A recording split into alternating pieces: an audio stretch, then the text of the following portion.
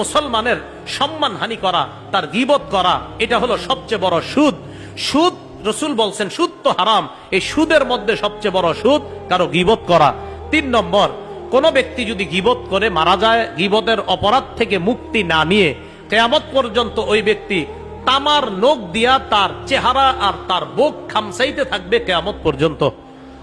আবু দাউদ শরীফের 4878 নম্বর হাদিস, রাসূলুল্লাহ সাল্লাল্লাহু আলাইহি সাল্লাম বলেন, আমি মেরাজের রাতে রওনা করলাম, একদল মানুষের পাশ দিয়ে গেলাম, লাহুম আসফারুম মিন নুহাস, তাদের নখগুলা তামার, ইয়াখমিশুনা উজুহাহুম ওয়া সুদুরহুম, তারা তামার নখ দিয়া তাদের চেহারা আর বুকের মধ্যে খামচায়।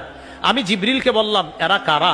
জিবরিল বললেন, হা উলা ইল্লাযীনা ইয়াকুলুনা লুহুমান নাস, হুজুর এরা তারা যারা মানুষের গোশত খাইতো। আমরা কি কেউ মানুষের গোশত খাই? এই মানুষের গোশত খাওয়া মানে গীবত করা। ওয়া ইয়াকুনা ফি আরাদিহিম, মানুষের সম্মান হানি করত। রাসূলুল্লাহ সাল্লাল্লাহু আলাইহি সাল্লাম এই হাদিস যখন বললেন যে কিয়ামত পর্যন্ত ওই ব্যক্তি এই অবস্থা চলতে থাকবে, কিয়ামতের মাঠে তো আরো শাস্তি তার জন্য রয়ে গিয়েছে। সর্বশেষ কথা, গীবত মুক্ত অবস্থায় কবরে যাইতে রাজি আছেননি সবাই? আমিও চাই গীবত মুক্ত হয়ে কবরে যাইতে। এই জন্য কি করবেন? হাত নামান।